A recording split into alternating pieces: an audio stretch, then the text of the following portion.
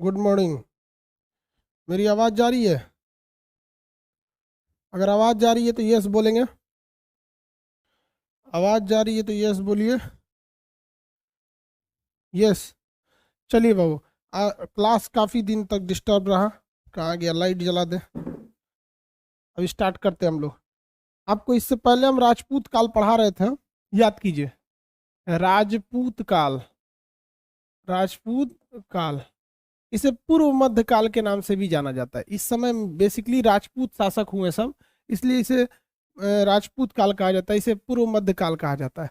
आपको हम बताए थे, एक सिद्धांत बताए थे, अग्निकुंड का सिद्धांत। अग्निकुंड का सिद्धांत। अग्निकुंड का सिद्धांत। इस अग्निकुंड के सिद्धांत से कितने वंश निकले थे?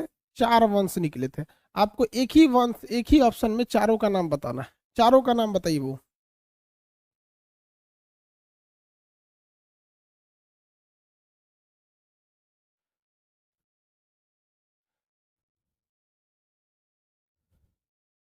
चारों का नाम बताइए।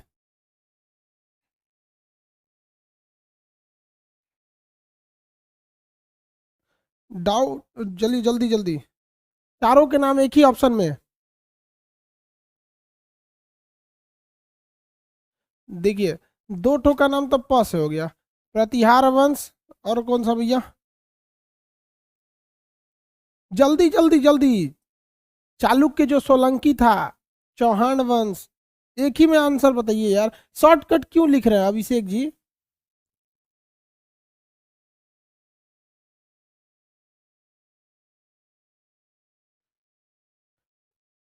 शॉर्टकट नहीं लिखिए, हाँ। दीपक कुमार जी, ठीक है। प्रतिहार, चौहान, परमार, चालुक्य। चालुक्य को हम लोग सोलंकी भी कहते थे। चालुक्य को क्या कहा गया? सोलंकी भी कहा गया। चालुक्य सोलंकी कहा गया। परमार, प्रतिहार। परमार पढ़ा दिए, प्रतिहार पढ़ा दिए। परमार, प्रतिहार, चालुक्य और चौहान। चौहान। आपको चौहान वंश के बारे में पढ़ाना है। इस चौहान वंश में सबसे फेमस थे पृथ्वीराज चौहान। चौहान वंश में सबसे फेमस राजा का नाम पृथ्वीराज चौहान था। देखिए, ये अग्निकुंड के सिद्धांत चंद्रवरदाई जो पृथ्वीराज रासो नामक पुस्तक में लिखा है, इसके बारे में 100% प्रामाणिकता किसी के पास भी नहीं है कि ये अग्निकुंड के सिद्धांत से ही निकले थे। हम लोग को बेसिक अभी ध्यान देना है चौहान वंश। ध्यान से समझिएगा। चौहान वंश में, चौहान वंश एक्चुअली ये कुछ जगहों पे लिखा गया है कि ये सूर्यवंशी थे। सूर्यवंशी मतलब राजपूत की कैटेगरी में थे। अलग अलग इनके सिद्धांतों को दिया गया है, जिसमें अग्निकुंड का सिद्धांत फेमस है। बट अग्निकुंड के सिद्धांत पर 100% प्रामाणिकता नहीं दिया गया है। इस वंश के शासक, पहले शासक का नाम था वासुदेव। इस वंश के पहले शासक का नाम वासुदेव। बट ये लोग ना, गुजरात के जो प्रतिहार शासक थे, गुजरात के प्रतिहार शासक, उसके ये सामंत थे। उसके ये क्या थे? सामंत थे। तो हम यहाँ ये कह सकते हैं कि ये गुजरात का जो प्रतिहार शासक था, प्रतिहार शासक, उसके ये लोग क्या थे लोग भैया? सामंत। उसके ये सामंत थे। बाद में धीरे धीरे धीरे धीरे इन्होंने अपने राजवंश की स्थापना कर लिया। प्रारंभ में इनकी राजधानी जो थी वो नागौर के पास थी। बाद में इनकी राजधानी अजमेर आई। प्रारंभ में इनकी राजधानी नागौर साइड में थी। नागौर जो है वहां पर, नागौर के पास एक झील है, सांभर झील, उसी के पास। वो अभी खारे पानी और नमक के लिए फेमस है। इस वंश के पहले शासक का नाम था वासुदेव। ठीक है, आगे बढ़े।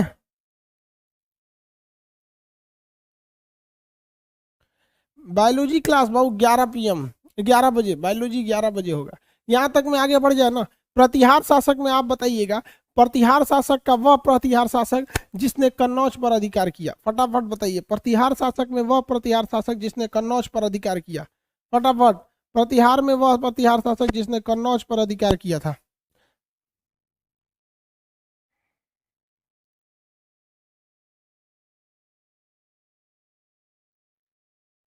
जल्दी जल्दी। प्रतिहार शासक में वह जिसने कन्नौज पर अधिकार किया। नागभट्ट।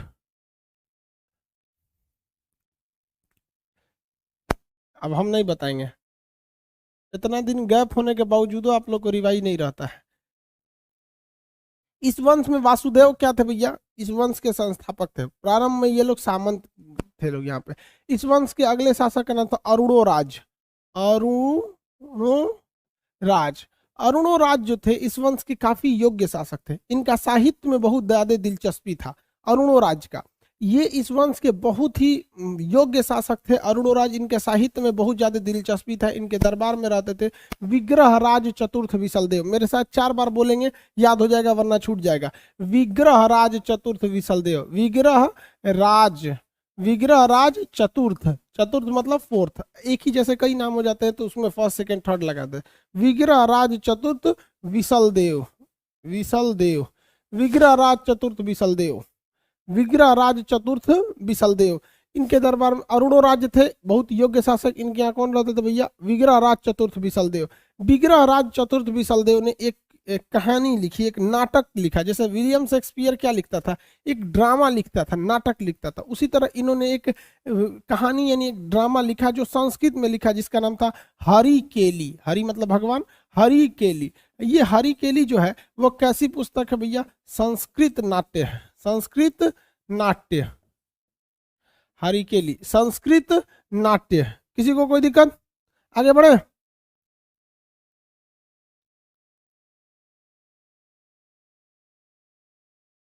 जल्दी जल्दी इधर देखिए,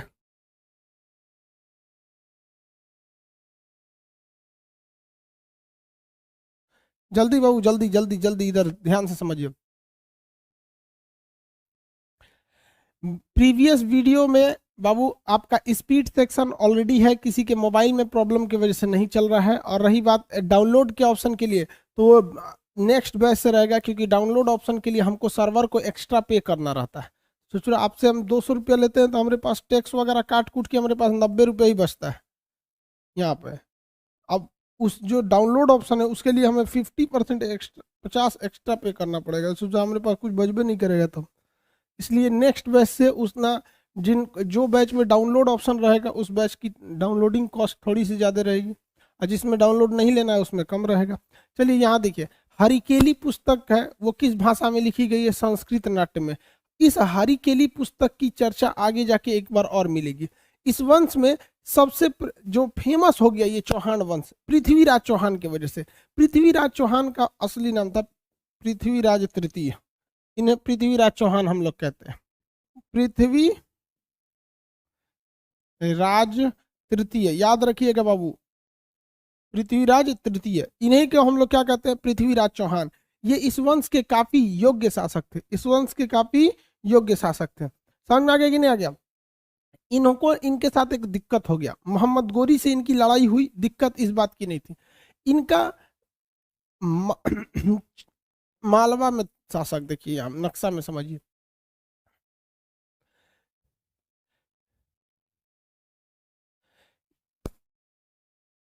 भैया बन जा भाई। देखिए ये राजस्थान का एरिया है, यहाँ पर पृथ्वीराज चौहान का शासन था, और यहाँ पर मालवा वगैरह का जो एरिया था या इस समय यहाँ पर जयचंद्र का शासन था। किसका शासन, जयचंद्र का। तो जयचंद्र और पृथ्वीराज चौहान दोनों ही एक अच्छे मित्र थे। जयचंद्र और पृथ्वीराज चौहान बहुत ही अच्छे मित्र थे, कई लड़ाइयाँ इन लोगों ने साथ में लड़ी थी। लेकिन इस यहाँ पर ये जो एरिया था इस पर मोहम्मद गौरी की नजर थी। गौरी चाहता था किसको जीत लेना, राजस्थान के एरिया को, पृथ्वीराज चौहान का। लेकिन जब मोहम्मद गौरी यहाँ आक्रमण करने के लिए आता था तो उस वक्त जयचंद्र और मोहम्मद ये पृथ्वीराज चौहान दोनों मिलके मार देते थे। तो यही हुआ भी 1191 में हरियाणा के पास तराइन का मैदान है। तराइन का मैदान कहाँ है, हरियाणा के पास। तराइन का प्रथम युद्ध, तराइन का द्वितीय युद्ध और तराइन का तृतीय युद्ध, 3 युद्ध पढ़ाएंगे आपको तराइन का। तो 1191 में तराइन का फर्स्ट युद्ध हुआ था, first battle of Tarain. Tarain कहाँ पर है, हरियाणा में है। इस युद्ध में मोहम्मद गौरी हार गया। इस युद्ध में कौन हार गया, मोहम्मद गौरी हार गया। तो यहाँ हम गौरी लिख के उसे काट देते हैं, मतलब समझिएगा मोहम्मद गौरी हार गया। अब पृथ्वीराज क्या हो गए, जीत गए। पृथ्वीराज जीत गए, यहाँ पर पृथ्वीराज यहाँ पर जीत गए। लेकिन इसके बाद कुछ हो गया गड़बड़। 1 साल बाद, 1 साल बाद गड़बड़ क्या हो गया कि पृथ्वीराज चौहान जो था ये यहाँ पर थे, और जयचंद्र की बेटी जो थी, जयचंद्र यहाँ था, जयचंद्र जयचंद्र। जयचंद की बेटी का नाम था संयोगिता। संयोगिता, संयोगिता। तो जयचंद और संयोगिता, जयचंद की बेटी संयोगिता, संयोगिता का प्रेम संबंध हो गया किसके साथ? पृथ्वीराज चौहान के साथ। अब संयोगिता भी चाहती कि पृथ्वीराज चौहान से विवाह करे, और पृथ्वीराज चौहान भी चाहते थे किससे विवाह करे? संयोगिता से। लो, अभी तो गड़बड़ कांड हो गया यहाँ पर। लेकिन जयचंद्र अपने आप को एक ठगा हुआ महसूस करता था। अरे भाई, वो लड़की है, कोई भी लड़की चाहती है कि हमको मतलब बढ़िया लड़का से शादी हो, एकदम बाहुबली की तरह। अब भल्लाल देव से कोई नहीं करना चाहती है। अब ये पृथ्वीराज चौहान जो थे, ये काफी योग्य शासक थे, वंश भी इनका जबरदस्त था, चौहान वंश हर चीज में श्रेष्ठ थे। लेकिन जयचंद्र को पता नहीं किस बात की ईगो आ गई कि ना, हम अपनी बेटी की शादी इससे नहीं करेंगे, भले किसी और से कर देंगे, लेकिन इससे नहीं करेंगे। अब ये बात पता चल गई किसको? संयोगिता को। संयोगिता ने खबर भेजवा दिया पृथ्वीराज चौहान को, हमारे बाबूजी दूसरे से ब्याह करने जा रहे हैं। तो स्वयंवर रखाया गया था। स्वयंवर पहले क्या होता था कि राजा महाराजा इस तरह लाइन से बैठे रहते थे सब, ऐसे लाइन से राजा बैठे हैं सब, अलग अलग जगह का राजा आया, सब पूरा मेकअप वेकअप करके आया सब राजा। अब ये लाइन से बैठते रहते थे सब, और रानी जो होती थी जिसका स्वयंवर किया जाता था, वो राजाओं को पसंद करती थी। ऐसे कौन सा राजा इसको सबसे ज्यादा पसंद है, फला जगह के राजा स्वयंवर में। ऐसे महाभारत में भी देखेंगे स्वयंवर हुआ था, तो स्वयंवर में पसंद किया जाता था। स्वयंवर में पृथ्वीराज चौहान को जयचंद ने बुलाया ही नहीं। हालांकि पृथ्वीराज चौहान की अपमान करने के लिए, स्वयंवर में पृथ्वीराज चौहान का अपमान करने के लिए, ऐसा 100% कंफर्म नहीं, बट कहानियों में ऐसा भी है। मतलब वहां पे अगर राजस्थान में जाएंगे तो इसके बारे में कई चीजें प्रचलित है। तो पृथ्वीराज चौहान का पुतला लगा दिया वहां पे जयचंद ने, आगे वहां पर पुतला लगा दिया। तो ये बात बहुत खराब लगी किसको? संयोगिता को। संयोगिता किसी को पसंद नहीं की, संयोगिता यहाँ पे किसी को भी पसंद नहीं की। और जयचंद भाई भड़क गया कि भाई तू किसी भी लड़का को इसमें पसंद नहीं कर रही है, ब्याह किसे करेंगे हम? जबकि संयोगिता ने संबंध खबर भेजवा दिया किसको? पृथ्वीराज चौहान को, कि आज हमको लेके चलना है। तो भाई पृथ्वीराज चौहान भी काहे को कम, ले आ घोड़ा निकालो, सैनिक चल चलते हैं। तो यहाँ से सीधे लेके चले गए कहाँ पर? भाई स्वयंवर में, पृथ्वीराज चौहान। और स्वयंवर में सबके सामने संयोगिता ने पृथ्वीराज चौहान के गले में हार डाल दिया, मतलब यही पसंद किए हैं इनको। अब पृथ्वीराज चौहान लेके चल दिया किसको? संयोगिता को, अपने यहाँ शादी ब्याह करके। अब यहाँ जयचंद्र की डबल ट्रिपल बेइज्जती हो गई। पहली कि उसकी बेटी उससे शादी कर ली जिससे वो नहीं चाहता था, दूसरा वो जयचंद और इसमें पृथ्वीराज चौहान में एक बेटी लेके भाग गया, एक दूसरा झमेला हो गया। तीसरा क्या हुआ, पूरे बीच स्वयंवर में से लेके भाग गए। अब इसमें बवाल हो गया किसके साथ? जयचंद के साथ। अब यही गड़बड़ हो गया, जयचंद ने दिक्कत कर दिया। यहां तक में समझ में आ रहा है?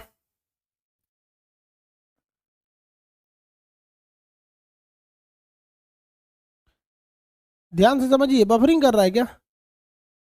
नहीं तो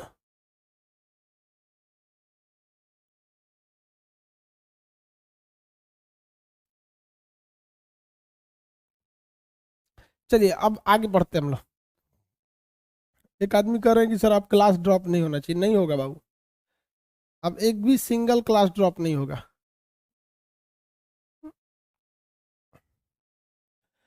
इसके बाद अब आता है 1192 का तराइन का युद्ध।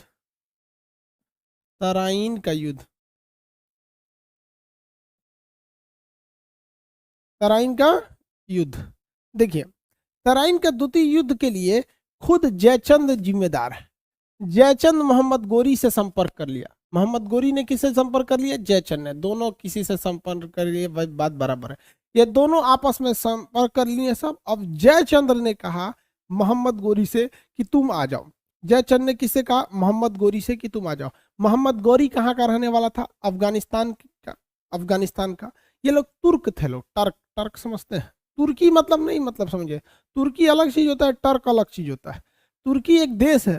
तुर्क जो थे सब उस सभ्यता, उस संस्कृति को मानने वाले थे सब। समझ में आ गया कि नहीं आ गया? अब जैसे राजपूत का मतलब ये थोड़ी हो गया कि राजस्थान हो गया। अरे उधर राजपूत ज्यादा हैं, अलग बात है। तो राजपूत का बिहार में नहीं है, महाराष्ट्र में नहीं है, बहुत जगह। तो तराइन के द्वितीय युद्ध में जयचंद और मोहम्मद गोरी आपस में मिल गए। अब इससे मोहम्मद गोरी को फायदा ये नहीं हुआ कि जयचंद बहुत बड़ा शासक था, नहीं, जयचंद्र को हर वो खुफिया रास्ता, हर वो खुफिया जानकारी पता थी जो मोहम्मद गोरी के लिए जरूरी थी। दुनिया का कोई भी चीज हो, हर चीज की कुछ ना कुछ कमजोरी होती है, इसलिए पृथ्वीराज चौहान की सेना की क्या क्या कमजोरियां थी, वो सारी कमजोरियां जयचंद को पता थी। और ये जयचंद ने किसको बता दिया? मोहम्मद गोरी को। और मोहम्मद गोरी इन सारी कमजोरियों के साथ हमला कर दिया किसके ऊपर? पृथ्वीराज चौहान के ऊपर। और पृथ्वीराज चौहान के किला तोड़ के और पृथ्वीराज चौहान के साम्राज्य पर अधिकार कर लिया और पृथ्वीराज चौहान को बंदी बना लिया गया। इससे याद रखिएगा बाबू एक चीज हमेशा, अपने दोस्त को भी कुछ चीज मत बताइएगा। कुछ ऐसे जरूरी चीजें होती हैं जो अगर आप चाहते हैं कि ये किसी को ना पता चले, तो दोस्त को भी वो बात मत बताइएगा, क्योंकि दोस्त का भी कुछ करीबी दोस्त होते हैं। वरना लोग कहते हैं अरे मेरा करीबी दोस्त है, अरे यार उस करीबी दोस्त के भी कुछ करीबी दोस्त होते हैं, वहां से वहां पहुंचा देगा। यही हो गया जयचंद के साथ वहां। दूसरा, इस ससुर जयचंद को नहीं समझ में आ रहा था कि प्रीति अपनी दामाद को मरवा दिए। सिंपल सी बात है, अगर आप कहते हैं कि मोहम्मद गोरी बहुत ही चतुर या फिर धोखेबाज था, नहीं भैया, ये उतना धोखेबाज, उतना खतरनाक, उतना चतुर नहीं था जितना जयचंद्र बेवकूफ थे। इनको ये समझ में नहीं आ रहा है कि एक आगे वाला इंसान जिससे हम ये समझौता करेंगे, सपोज कीजिए कि हम किसी व्यक्ति से जाके कहे कि मेरी बेटी दामाद को मार दो, तो वो इंसान क्या सोचेगा कि चला ये बेटी दामाद को मरवा सकता है तो मेरा कहाँ से होगा। तो जयचंद्र को लगा कि नहीं, ये जो मोहम्मद गोरी है ये यहाँ आएगा और पृथ्वीराज चौहान को हराएगा और चला जाएगा यहाँ से। अरे भाई साहब, पृथ्वीराज चौहान को हरा दिया, उसके बाद जयचंद ने कहा कि ठीक है चले जाओ यहाँ से, तो हमको ये साम्राज्य दे दो, हम तो तुम्हारे दोस्त हैं। तो मोहम्मद गोरी ने कहा कि दोस्त हो ससुरे, तुम अपने बेटी दामाद के नहीं हुए, हमारे कहाँ से हो गए। थूर दिया किसको? जयचंद को भी। आप बताइए अच्छा किया कि नहीं किया? हम तो कहें बहुत अच्छा किया, ताकि आने वाली पीढ़ियां इससे सबक ले कि भाई पीठ में छुरा घोपोगे, इसे कहते इंस्टेंट कर्मा, तुरंत बदला मिल गया। 1194 की युद्ध में। अब ये तराइन का जो द्वितीय युद्ध था, इसमें बताइए इसमें विजयी कौन हो गया? मोहम्मद गौरी विजयी हो गया।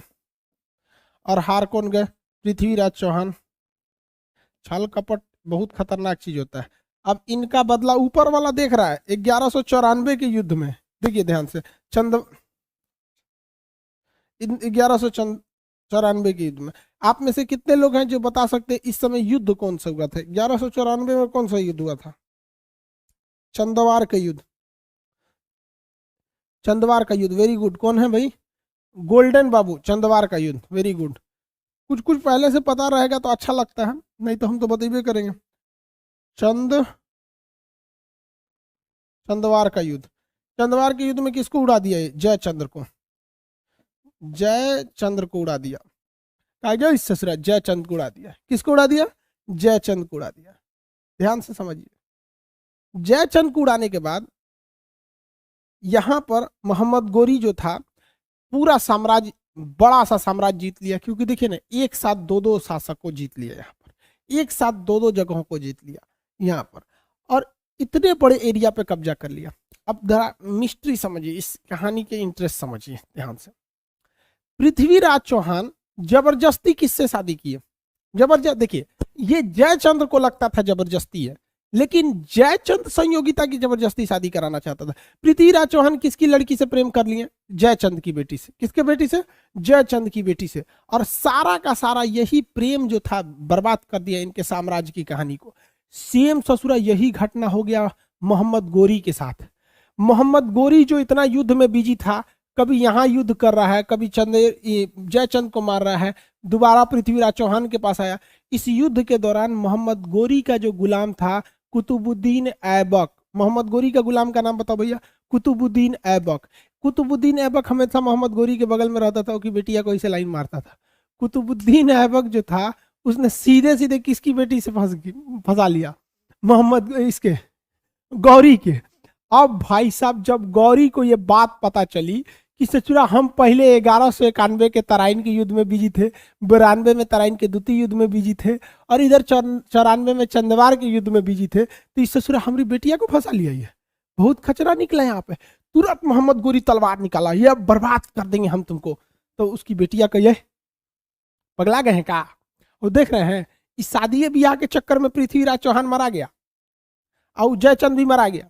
आप अहू चल जाएंगे चुपचाप से, ये गुलाम है तो क्या हुआ, हम एकरे से ब्याह करेंगे। तो मोहम्मद गोरी कहा कि भाई ठीक है करिए, आपस में झगड़ा कर ले, कोनो फायदा नहीं है। यहाँ मोहम्मद गोरी ने कहा कि ठीक ठीक चल तो राई से ब्याह कर देंगे।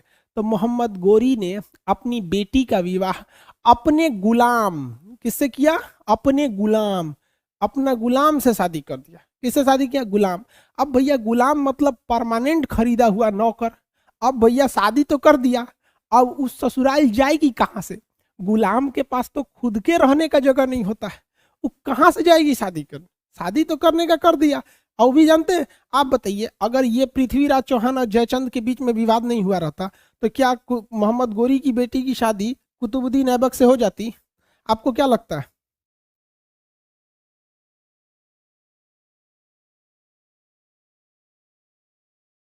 बोलिए जवाब दीजिए। अगर शादी विवाह के चक्कर में पृथ्वीराज चौहान और जयचंद्र के बीच में विवाद नहीं होता तो नहीं होता। हाँ एकदम सही बोला, नहीं होता, वो मार देता कुतुबुद्दीन ऐबक को, चले हमारी बेटी को फंसाएगा। अरे यार ये सब प्रेम उरेम चक्कर बड़ी खराब होता है, इसलिए लड़की सबको देखबे मत करो, वरना तू देखोगे ना तू ऐसे ऐसे ऐसा करेगी सब, बाल हटा कर ऐसे ऐसे तू पिघल जाएगा। देखबे मत करो ससुरा, तो नहीं बहुत चौपट कर देगी सब, ये बहुत खतरनाक होती है सब। अब अब हुआ कहीं हम क्या किए हैं, सोचे तू क्या किए हो, हाँ? पटाखा में आग तुम ही लगाई है तो भड़कबे न करेगा, और सब चीज बहुत खतरनाक। समझ आएगी नहीं, चलिए अब ध्यान से समझिए। तो मोहम्मद गोरी ने देखा कि देख भाई जो गलती जयचंद्र ने किया था, ध्यान से समझिए, जो गलती जयचंद्र ने किया था अपने दामाद के साथ छल कपट करके, तो जयचंद भी मराया, दामाद भी मराया, बेटी भी मराई। तो मोहम्मद गोरी ने कहा कि ये गलती हम नहीं करेंगे। प्रेम और ससुरा बहुत पगला होकर बेटिया कर इतना, जब वो ब्याह करे मेरे साथ करेंगे ना तो भाग जाएंगे, हई है हुआ। तो उसने ब्याह करा दिया अपने गुलाम कुतुबुद्दीन ऐबक और अपनी बेटी का। लेकिन बेटिया कही कि अब्बा ई चोटा के लगे तो हम प्रेम कर लिए हैं, एक रहे खातिर कुछ ना है, कहाँ रहेंगे। तो मोहम्मद गौरी ने, किसने, मोहम्मद गौरी ने ये सारा जीता हुआ जगह, इनके बाबूजी का तो था नहीं, जीत लिया, सारे जीते हुए जगह को अपने गुलाम कुतुबुद्दीन ऐबक को दिया कि ले रे चोटा कहीं कहते ही ले ले, और हमारी बेटिया को यहीं रख देना। तो मोहम्मद गौरी ने अपने गुलाम को यहाँ बैठाया, मोहम्मद गौरी ने किसे बैठाया, अपने गुलाम को यहाँ बैठाया। उस गुलाम का नाम क्या था, कुतुबुद्दीन ऐबक। और यहां से आ गया आपका कौन सा वंश, गुलाम वंश। कौन सा वंश, गुलाम वंश। तो बताइए भारत पर शासन करने वाला पहला मुस्लिम वंश यहाँ कौन सा हो जाएगा। देखिए आक्रमण करना अलग बात होता है, मोहम्मद बिन कासिम सबसे पहले आक्रमण करके चल गया 712 713 उस ईस्वी में। तो हम आक्रमण की बात नहीं कर रहे हैं, यहाँ रहकर शासन करने वाला पहला राजवंश कौन सा वंश, गुलाम वंश।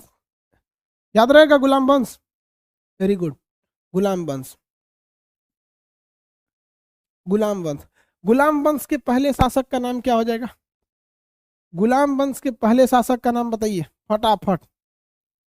गुलाम वंश के पहले शासक का नाम कुतुबुद्दीन ऐबक, दूसरे शासक का नाम, गुलाम वंश के दूसरे शासक का नाम, हल्का सा भी तो याद होगा बाबू, नहीं याद होगा कोई जबरदस्ती नहीं है, बट हम बताएंगे आपको। गुलाम वंश के दूसरे शासक का नाम, हाँ कुतुबुद्दीन ऐबक, ठीक है।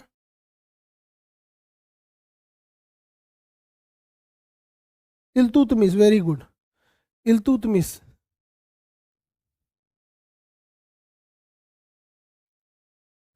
इल्तुतमिश हो गया। गुलाम डायनेस्टी एक तो सीबीएसई बोर्ड का है, वो कह रहा है सर इंग्लिश में इसको स्लेवरी डायनेस्टी कहेंगे। नहीं रे बबुआ, इंग्लिश में नाम नहीं बदलता है।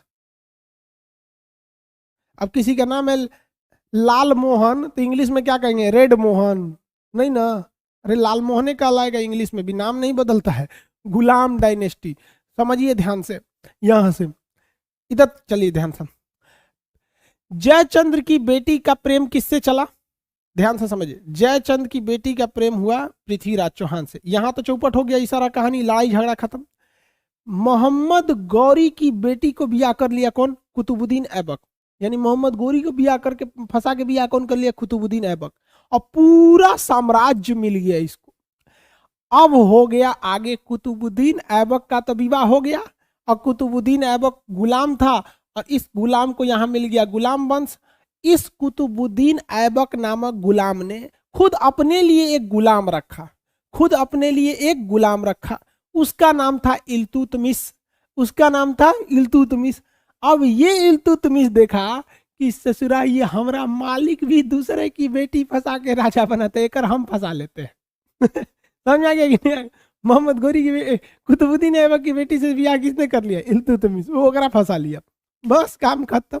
देख रहे हैं कितना तेजी से चल रहा है। अब कुतुबुद्दीन ऐबक गुस्सिया गया, तुम गुलाम हमारी बेटी को फंसा लिया। कहा गया ससुर तो नहीं, शांति से बैठ जाओ यहाँ पे। देख रहा है कैसे कैसे कांड हुआ यहाँ, जयचंद आई, पृथ्वीराज चौहान में। इसे मोहम्मद गोरी जैसे आपका ब्याह करा दिया था अपनी बेटी से, आप अपना ब्याह करा दीजिए हमारी मतलब अपनी बेटी का ब्याह करा दीजिए हमसे।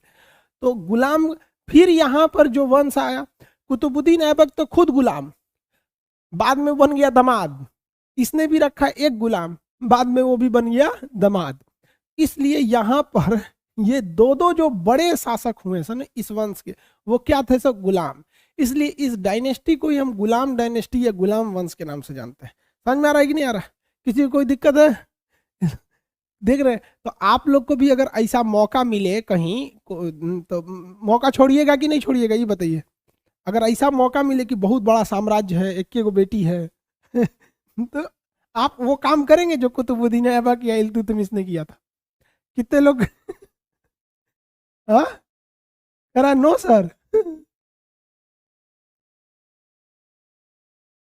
अरे कोई ठीक नहीं, वो बहुत डर रहा है सब कि कहीं ऐसा ना हो कि जयचंद वाला काम हो जाए। आधा डर गया है सब बेचारा, और आधा जो ढीठ है सब करा जी हाँ सर कर देंगे। आधा ढीठ है सब कर देगा सब। देख भाई, जितने बड़ घर की लड़की लाओगे उतने बड़ा नखड़ा रहेगा, समझ में आ गया? और जितने मतलब एकदम लोग के यहाँ से लेके चलाओगे उतने ज्यादा उसका गुस्सा रहेगा, हर बात पे पीने की चाहिए।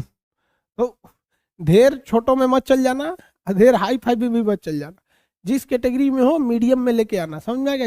जिस कैटेगरी का रहता है उस कैटेगरी को झेल सकता है, समझ में आ गया कि नहीं आ गया? अब मीडियम आदमी मीडियम कैटेगरी को झेल सकता है, लो आदमी लो कैटेगरी को झेल सकता है, हाई आदमी हाई को झेल सकता है। इसलिए सावधान रहिएगा लोग। तो हम लोग को अब क्या पढ़ना भैया? गुलाम वंश। कौन सा वंश? गुलाम वंश। गुलाम वंश के संस्थापक कुतुबुद्दीन ऐबक। कुतुबुद्दीन ऐबक किसका गुलाम था? मोहम्मद गोरी का। राजा कैसे बना? इस गोरी की बेटी को फंसा के ब्याह कर लिया। अब ये कुतुबुद्दीन ऐबक भारत का राजा बन गया। इसने गुलाम रखा किसको? इल्तुतमिश को। इल्तुतमिश ने किसको फंसा लिया? एकरी बेटी को। ऐसे गुलाम वंश क्या क्या होने लगा? चलने लगा गुलाम वंश। किसी को कोई दिक्कत?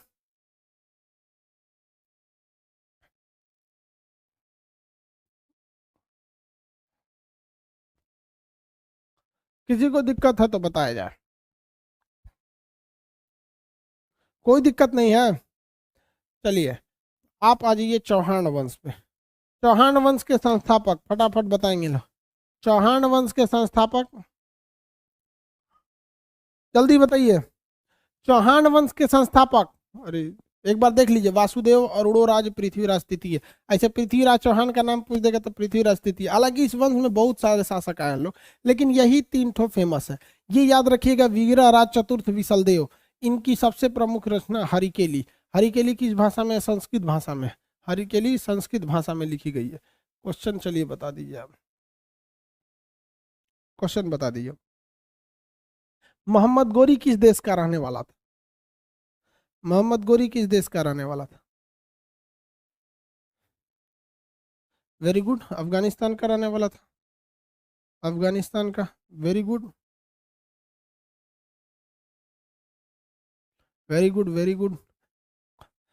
संस्कृत नाट्य पुस्तक हरिकेली, संस्कृत नाट्य पुस्तक हरिकेली के रचनाकार कौन है? संस्कृत नाट्य पुस्तक हरिकेली के रचनाकार कौन है? संस्कृत नाट्य पुस्तक हरिकेली के रचनाकार कौन है? संस्कृत नाट्य पुस्तक हरिकेली के रचनाकार विग्रह राज चतुर्थ विशलदेव। वेरी गुड, विग्रह राज चतुर्थ विशलदेव। चंदेरी के, इसका चंदवार का युद्ध कब हुआ?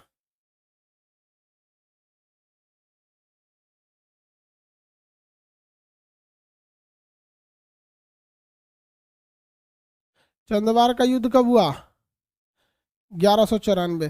तराइन के प्रथम युद्ध तराइन के प्रथम युद्ध और तराइन का द्वितीय युद्ध ये मोहम्मद गोरी और पृथ्वीराज चौहान के बीच में हुआ था। ये तराइन का मैदान किस देश में है? तराइन का मैदान किस देश में?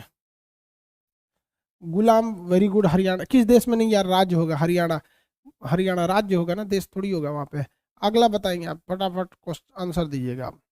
अगला, इल्तुतमिश किसका गुलाम था? इल्तुतमिश किसका गुलाम था?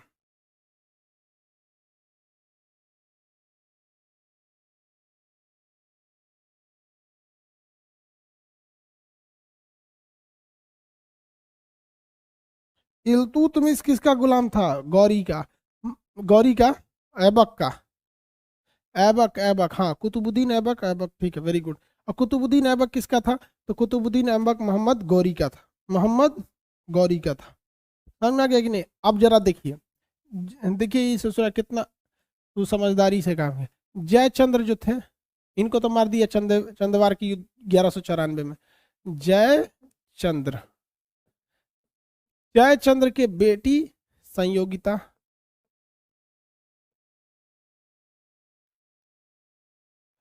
दामाद पृथ्वीराज। अब बताओ यार, पृथ्वीराज में क्या कमी था? ये बैल ससुरा मरवा दिया। अच्छा खासा राजा था आपने। देखो भाई, ई पूरा खानदान खुदे चौपट कराया। वहीं आप अगर गौरी को देखिए, मोहम्मद गौरी को बताइए, इसकी बेटी, इसका बेटी का नाम ध्यान पे नहीं आ रहा है। इसकी बेटी थी, अब फंसा लिया कौन? ऐबक। ऐबक। अब ऐबक की जो बेटी थी, इसको फंसा लिया कौन? इल्तुतमिश। अब इस इल्तुतमिश के बाद आई रजिया सुल्तान। रजिया सुल्तान, रजिया सुल्तान। अब ये रजिया सुल्तान, ये किसी को थोड़ी ना फंसाएगी, ये खुद जाके फंसेगी। तो दो जगह जाके फंस गई थी। आगे पढ़ाएंगे।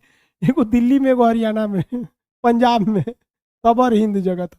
वो जगह तो एकदम लास्ट में जाके फसल थी रजिया सुल्तान थी। पहली महिला शासिका कौन थी? रजिया सुल्तान। पहली महिला शासिका रजिया सुल्तान। देख रहे हैं क्या हुआ जी?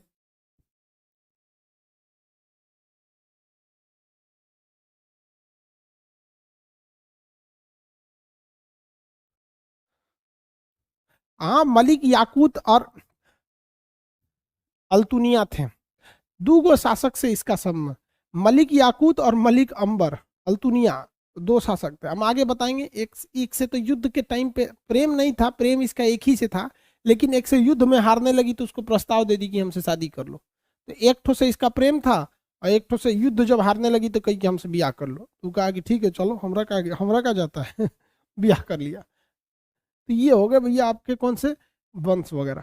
ये तो पृथ्वीराज चौहान। एक चंद अगर ये गलती ना किए रहते तो ये सब इतना नहीं आया रहता सर। रजिया सुल्तान आई, गुलाम वंश आया, गुलाम वंश के बाद खिलजी वंश, तुगलक वंश, सैयद वंश, लोधी वंश। लोधी वंश को मार दिया मुगल वंश।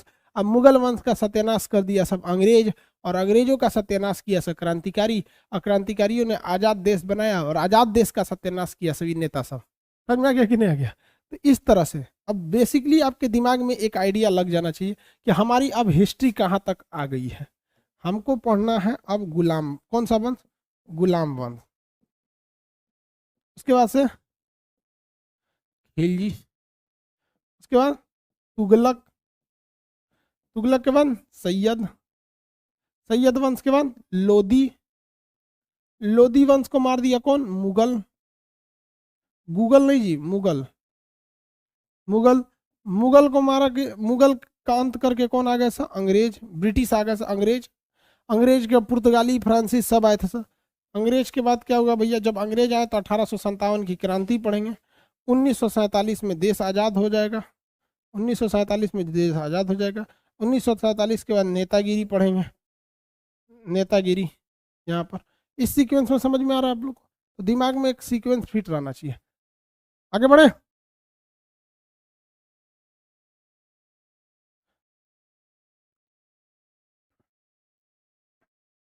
चलिए, अब हम आगे पढ़ेंगे। अब इसके बाद कुछ मंदिर निर्माण की कलाएं वगैरह वगैरह, दो चार टॉपिक है जो एक सीक्वेंस में नहीं है। तो सब बीच बीच में जो टॉपिक हमने आपको बताया था, कुछ मंदिर निर्माण की शैली थी जैसे नागर शैली, वेसर शैली, ये सब चीज़ें हैं, तो थोड़ा सा उसको निपटा देंगे साइड करके। उसके बाद से ये वाला गुलाम वंश उठा लेंगे, क्योंकि जब इसमें चले जाएंगे ना तो फिर फुर्सतें नहीं मिलेगा पढ़ने का। आप खुद सोचिए ना, अगर इस वाले सीक्वेंस में चले गए तो इसके बाद ये आ जाएगा, इसके बाद ये आ जाएगा, फिर मंदिर निर्माण कहाँ गया, वेसर शैली, नागर शैली, ये सब वो जो चीज़ें, चित्रकला शैली, ये सब चीज़ें थोड़ी सी दब के रह जाएंगी, इसलिए उसको उस समय पढ़ा देंगे। आज के लिए इतना ही। अब क्लास एकदम रेगुलर रहेगा, कोई बाउंडेशन, कोई वो सब नहीं होगा, आपका एकदम रेगुलर चलेगा हर बैच। हाँ, जो बायोलॉजी है वो 11 बजे चलेगा, बायोलॉजी 11 PM पे, ठीक है। नोटिफिकेशन डाल देते हैं बायोलॉजी के लिए, आपके जो भैया भाभी हैं लोग, उन लोग को भी इन्फॉर्म कर देंगे, ठीक है। हाँ, पॉलिटी, देखो भैया, पॉलिटी जो थोड़ा सा बचा हुआ है वो सैटरडे संडे क्लियर हो जाएगा। उसके लिए 3-4 घंटे, 3 घंटा सैटरडे, 3 घंटा संडे, ठीक है। थोड़ा सा बचा हुआ है पॉलिटी, हल्का सा,